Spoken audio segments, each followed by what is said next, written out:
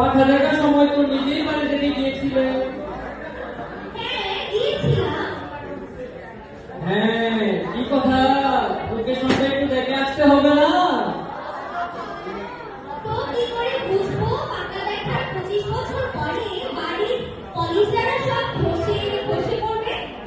আমি তো তোমার সুন্দর মুখটা দেখে মরেছিল। আমি এবার কি করে বুঝবো 25 বছরের মধ্যে তোমার দাঁতগুলো সব খসে খসে পড়বে?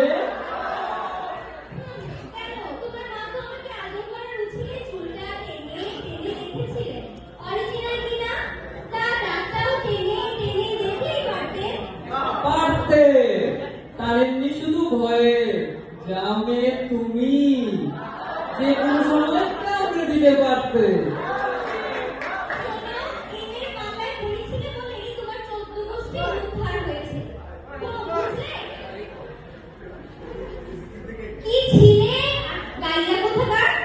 কি?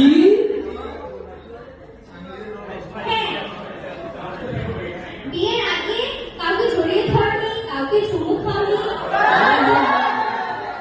আবার বুক ফুলিয়ে বলেছিলে একবার মাত্র জড়িয়ে ধরেছি, তাও আবার ঠাকুর দেখা খাবার মূর্তি। পাগল কোথাকার। আমাদের ফ্যামিলিতে শুধু আমিই পাগল, তোমাদের তো 3টে জেনারেশনই পাগল। কি বললে? আমি পাগল? হ্যাঁ, তা না হলে 25 বছর আগে একটা মেয়ে পাকা দেখতে একটা ছেলের বাড়ি আসে, গাড়ি ঢুকিয়ে বা ছাড়া কি করে? যত সব পাগলের বংশ।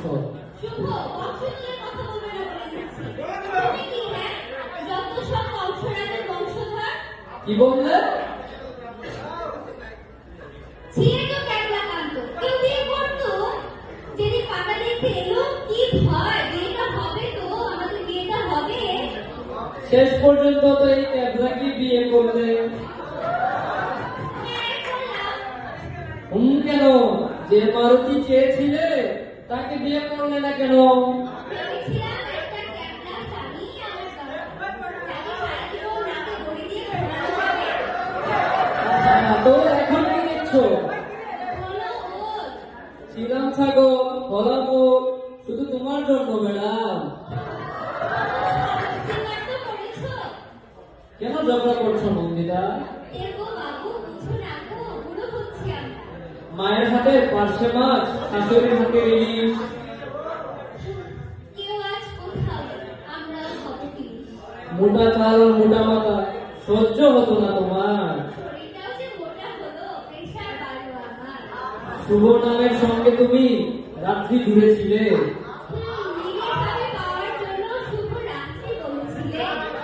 এসো এসো, কাঁধে এসো, বলেছিলাম তোমায়। উচ্চারণ ঠিক না করলে আজও করবো না ক্ষমা তোমার। পাখা দেখার 25 বছর। পাকা দেখা হয়ে থাকুক অমর। পাখা দেখা হয়ে থাকুক অমর। ধন্যবাদ সবাই।